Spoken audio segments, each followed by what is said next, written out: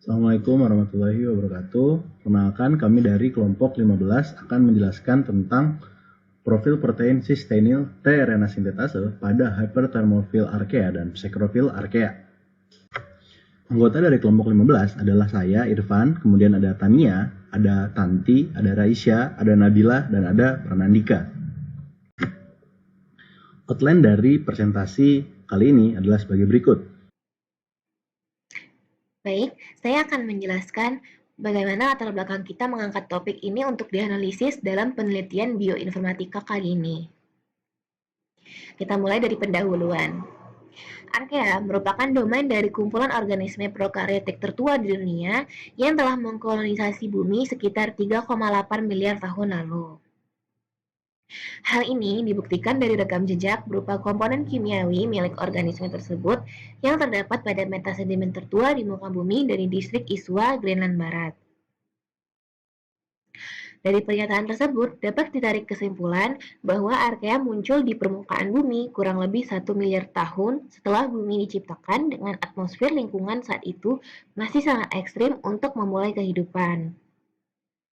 Meskipun tidak seluruh spesies Archaea saat ini tinggal pada habitat ekstrim, namun kebanyakan dari spesies Archaea ditemukan hidup dalam kondisi ekstrim dan digolongkan menjadi organisme ekstremofil. Ekstremofil merupakan kelompok organisme yang dapat tumbuh secara optimal pada habitat ekstrim, di mana bentuk kehidupan berbasis karbon dan air sangat sulit atau bahkan tidak mampu bertahan pada kondisi lingkungan tersebut. Nah, ada banyak bentuk adaptasi yang dilakukan oleh ekstremofil. Salah satunya terletak pada kandungan komposisi asam amino tiap jenis mikroorganisme tersebut, dalam hal ini Archaea, yang mampu mempengaruhi proses pelipatan protein dalam kondisi tertentu. Proses pelipatan protein tersebut akan membentuk protein baru yang membantu Archaea ekstremofil dapat terus beradaptasi dengan lingkungan ekstrim.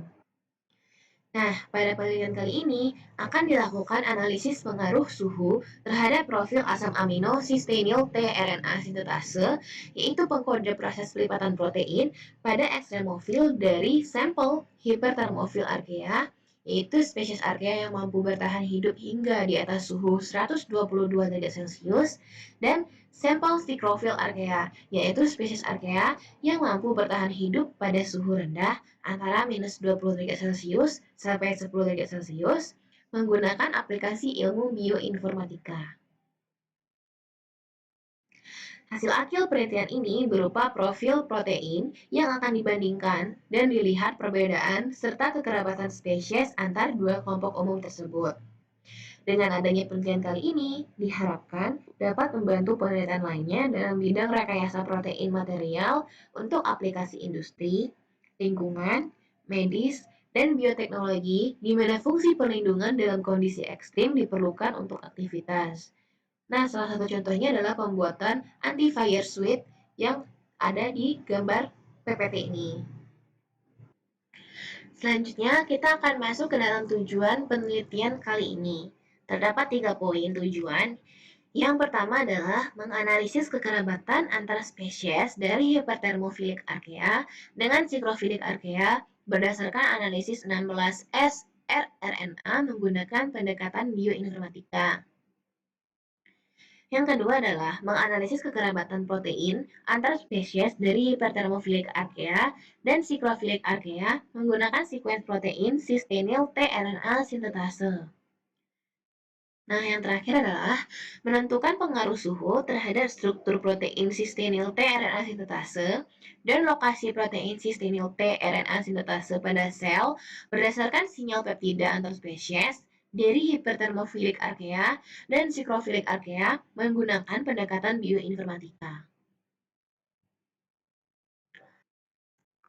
Untuk hipotesis dalam tujuan ini yaitu seluruh spesies memiliki kekerabatan yang dekat karena termasuk ke dalam filum Euryarchaeota kecuali Nitrosopumilus maritimus dan Pyrolobus fumari.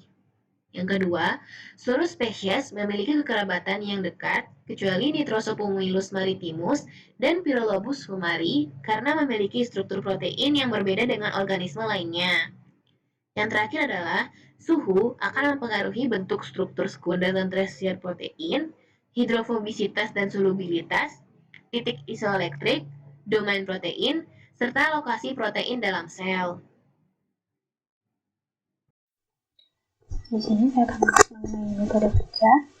Yang pertama yang kami lakukan yaitu dari sekuens 19 srRNA dan sekuens sustainable RNA sintetase di website NCBI. Kemudian dari sekuens 16 srRNA sendiri tentunya di-alignment dengan masker, kemudian dibuat pohon filogenetiknya dengan aplikasi MegaX menggunakan metode UPGMA. Kemudian untuk yang sekuens sustainable RNA sintetase nantinya akan di-alignment dengan masker, kemudian sama juga dibuat pohon filogenetiknya. Lalu dari sekuens sustainable RNA sintetase juga dianalisis dengan smart TMBL untuk nantinya dianalisis hasil vektor, motif, dan dengan proteinnya. Nah, kemudian dari sekuens sustainable RNA sintetase juga nanti akan dilakukan berbagai macam analisis dengan berbagai macam tools. Yang pertama untuk analisis struktur sekunder protein itu bisa menggunakan GOR-IPA. Kemudian prediksi struktur tersier protein dengan Swiss model. Lalu analisis hidrofobisitas dan solubilitas dengan menggunakan metode Great-Little. Analisis titik isoelektrik dan berat molekul dengan ekspasi. Analisis jumlah dan lokasi alpha helix menggunakan HMTOP. Dan terakhir analisis lokasi protein dan peptidanya dengan menggunakan proter. Analisis filogenetik. Analisis pohon filogenetik ini menggunakan dua macam sekuens. Pertama adalah sekuens 16S rRNA dan sekuens kedua adalah cysteine tRNA sintetase. Kedua pohon filogenetik ini dibentuk menggunakan metode UPGMA dengan bootstrap 100 kali. Nah, pohon filogenetik yang dibentuk dari sekuens 16S rRNA adalah sebagai berikut. Pertama, Thermococcus codacarinensis berkerabat dengan Thermococcus onureus, dilanjutkan berkerabat dengan Pyrococcus furiosus, kemudian berkerabat lagi dengan Archaeglobus veneficus, kemudian berkerabat dengan Pyrolobus fumari, kemudian berkerabat dengan Methanolobus sacrophyllus dan Methanococcoides burtoni yang berkerabat dua-duanya. Setelah itu dilanjutkan berkerabat dengan Halorubrum, Lacos profundi, kemudian terakhir outgroupnya adalah Nitrosopumilus maritimus. Sedangkan pohon filogenetik yang dibentuk berdasarkan sekuens protein cysteine tRNA sintetase, pertama, Thermococcus codacarinensis berkerabat dengan Thermococcus onureus, kemudian berkerabat dengan Pyrococcus furiosus, kemudian dengan Pyrolobus fumari, kemudian dengan Archaeoglobus veneficus, kemudian Methanolobus sacrophyllus, kemudian ada Nitrosopumilus maritimus, kemudian Halorubrum, Lacos profundi, dan terakhir outgroupnya adalah Methanococcoides burtoni. Kemudian kami melakukan analisis domain protein cysteine tRNA sintetase pada berbagai spesies Archaea dengan menggunakan program SMART. Di sini kami menggunakan 5 spesies Archaea hyperthermophilic dan 4 spesies Archaea psychrophilic. Berdasarkan gambar dapat dilihat hampir dari seluruh spesies Archaea memiliki domain yang sama, yaitu tRNA sintetase 1E, 1G, tRNA sintetase 1, 1F, dan juga domain DALR2. Sementara hanya ada satu spesies yang memiliki domain berbeda, yaitu Methanococcoides burtoni.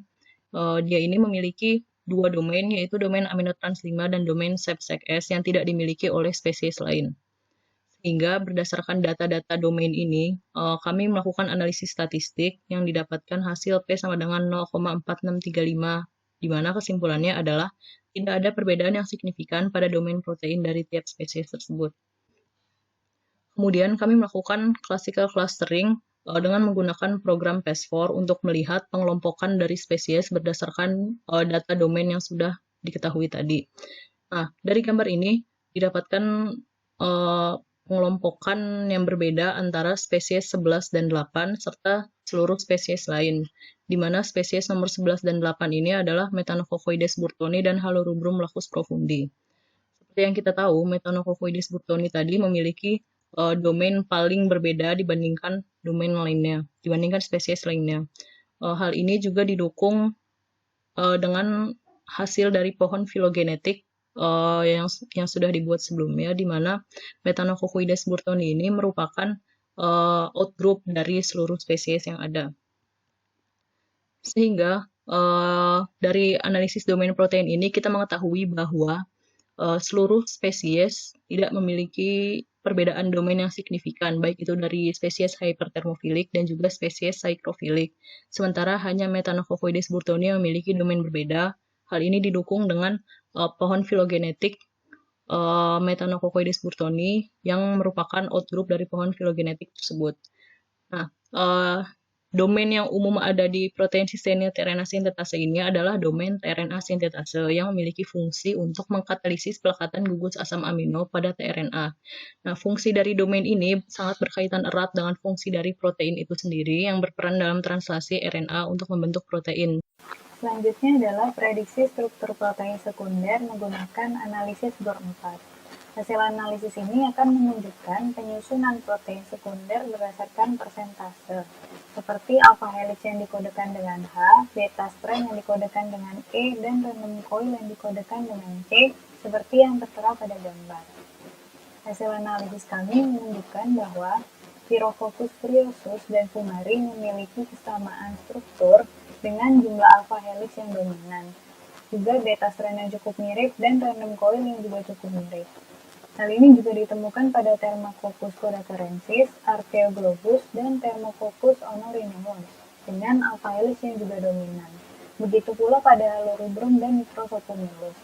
Sementara pada Metanolobus dan Metanococoides ditemukan bahwa jumlah random coil lebih dominan daripada alpha helix.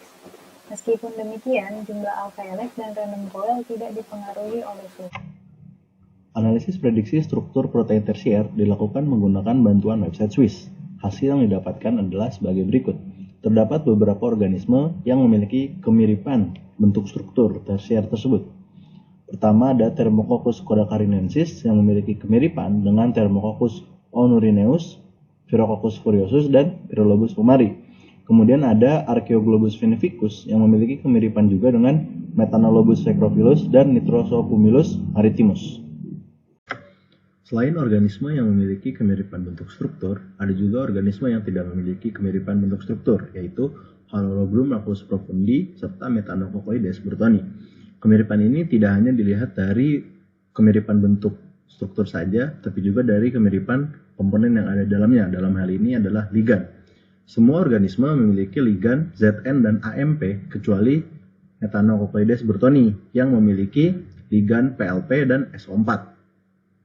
Apabila hasil ini dikaitkan dengan pohon filogenetik yang dibentuk menggunakan sequence protein sistenil tRNA sintetase, maka sudah sesuai karena pada pohon tersebut Metanococoides adalah outgroup. Hal ini menjelaskan kenapa Metanococoides memiliki bentuk struktur dan komponen di dalamnya yang berbeda dibandingkan dengan organisme lainnya. Meskipun Halorubrum tidak memiliki kemiripan bentuk dengan organisme yang lainnya, tapi Halorubrum ini memiliki kemiripan komponen, yaitu ligan Zn dan ligan AMP. Nah, kali ini saya akan membahas mengenai metafisitas dan solubilitas dari proteinnya. Nah, di sini hasil dari kelompok hyperthermophilic, kemudian di sini hasil dengan kelompok psychrophilic. Metode yang kami gunakan seperti yang sudah dijelaskan tadi yaitu metode Capulator. Nah, untuk hasilnya sendiri sebenarnya secara keseluruhan kelompok hyperthermophilic ini dia bersifat samanya bersifat lebih hidrofobik dibandingkan dengan kelompok psychrophilic. Nah, hal ini dapat ditunjukkan dari banyaknya jumlah asam amino yang bersifat lebih hidrofobik. Di sini, batas yang di sini menunjukkan bahwa asam amino bersifat lebih hidrofobik dibandingkan pada hyperthermophilic dibandingkan dengan psychrophilic.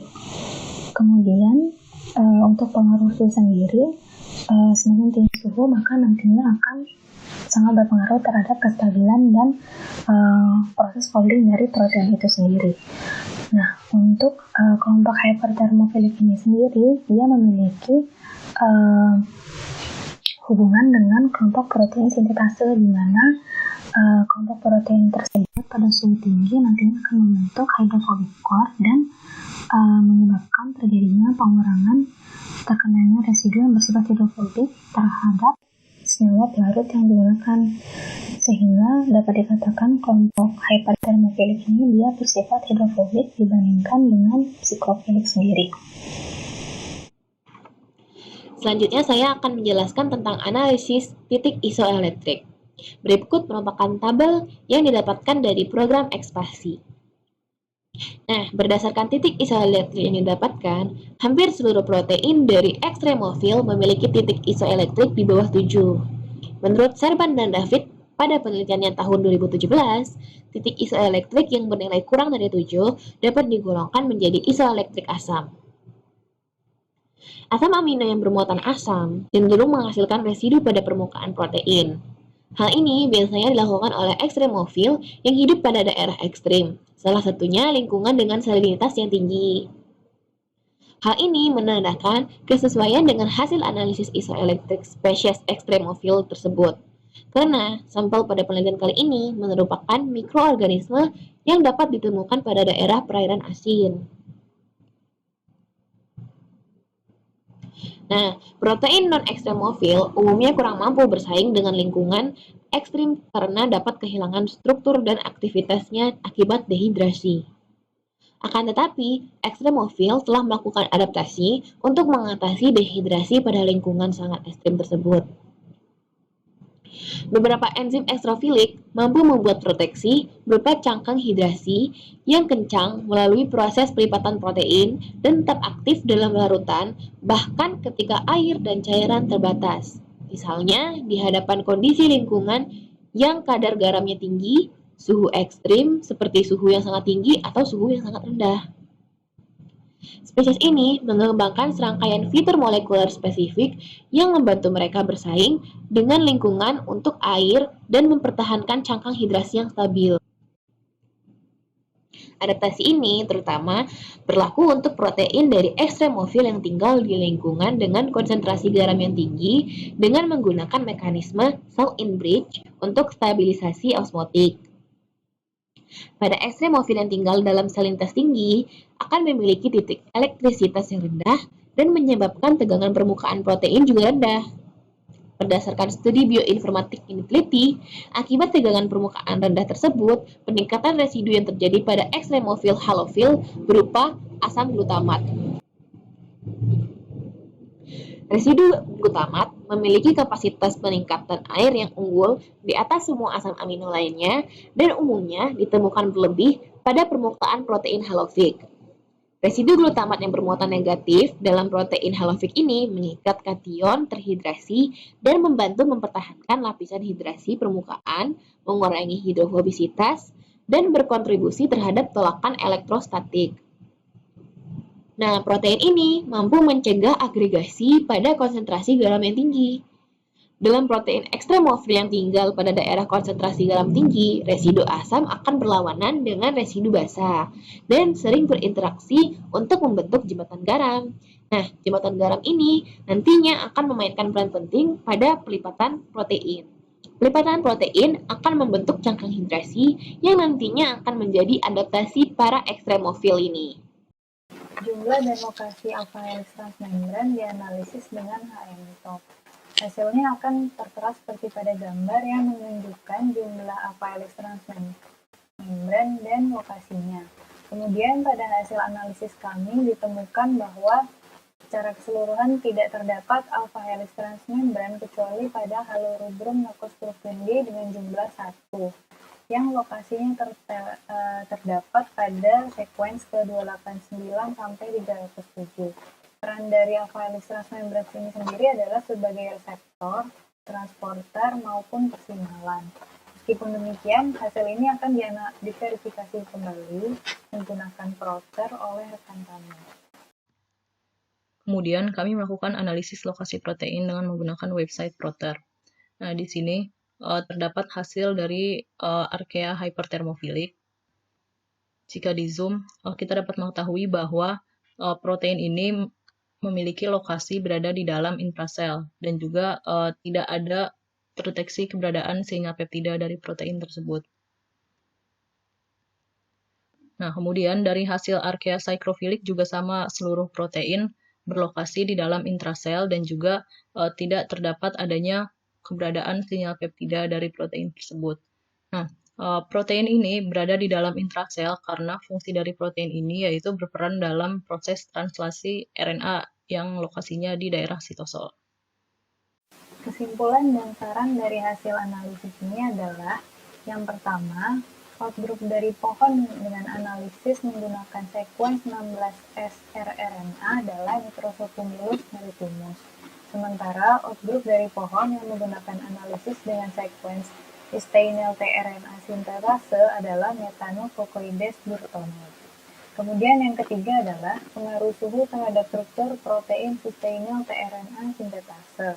Yang pertama, suhu tidak berpengaruh signifikan terhadap jumlah alpha helix dan Raman coil pada struktur sekunder protein. Suhu juga tidak mempengaruhi bentuk tersier protein, domain maupun lokasi. Suhu juga tidak mempengaruhi titik isoelektrik secara signifikan, namun secara tidak langsung suhu tinggi dapat menurunkan titik isoelektrik. Sementara, suhu berpengaruh terhadap hidrofobisitas dan solubilitas protein dengan bentuk adaptasi pada suhu tinggi yang mengakibatkan pengurangan terkenanya residu yang bersifat hidrofobik terkenal dengan pelarut. Saran untuk penelitian ke depannya adalah perlu diadakan penelitian lebih lanjut terhadap ekstremofil, khususnya siklofil, mengingat manfaat yang bisa didapatkan sangat banyak. Kemudian perlu diberikan parameter yang lebih banyak dalam melakukan analisis struktur protein untuk meningkatkan akurasi. Pemilihan metode dalam analisis alangkah lebih baik didasarkan pada akurasi hasil analisis dan keterkaitannya dengan parameter lain. Pembagian tugas dalam pengerjaan tugas besar bioinformatika ini adalah sebagai berikut.